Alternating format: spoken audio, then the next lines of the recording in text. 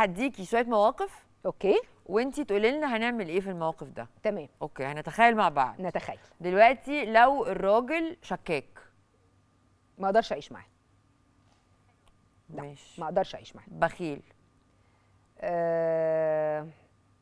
هتعب قوي في الحياه معاه، بس مش عارفه ممكن انهي الحياه زي الشكاك ولا هقدر اتعايش، بس هتعب قوي في الحياه معاه لان انا مبذره.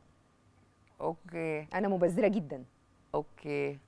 طيب اللي بيمشي دايما ورا كلام مامته او باباه او يعني كلام يعني تحسيه لسه ما خرجش من بيت اهله.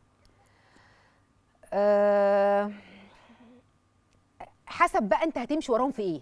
هتمشي كل وراهم حاجة. في حاجات هنغير تأثر. التلاجة، هسأل على ماركة التلاجة. هنبيض البيت، أسألهم الأول أبيض البيت ولا لا. كل حاجة. هنسافر ولا لا، ما ينفعش أسافر غير لما أخد إذنهم. اكيد هيبقى في صدام. هعيش في صدام جامد، مش في الحاجات بقى تغيير التلاجة والحاجات، هفوت زي بشخصيتي هفوت حاجات كتير، بس لما هتيجي عند حته بقى بتمس حياتي انا، حياه ولادي، حياتنا مع بعض، لا اكيد هيبقى في صدام. مش هبقى الشخصيه دي، يعني مش هبقى الشخصيه بقى اللي هو حاضر يا سي محمد، لان هبقى عارفه ان الكلام مش جاي من سي محمد. فاهمه الفكره؟ أوكي. يعني هيبقى عندي احساس من سي جوايا محمد سي محمد سي محمد سي محمد يعني ده إلا لكن سي محمد. بالظبط لكن هي الكونسيبت كده، انا هبقى عارفه ان آه. الكلام مش جاي من جوزي، فهبقى حاسه متضايقه. طب وانا ليه في شخص ثالث في حياتي؟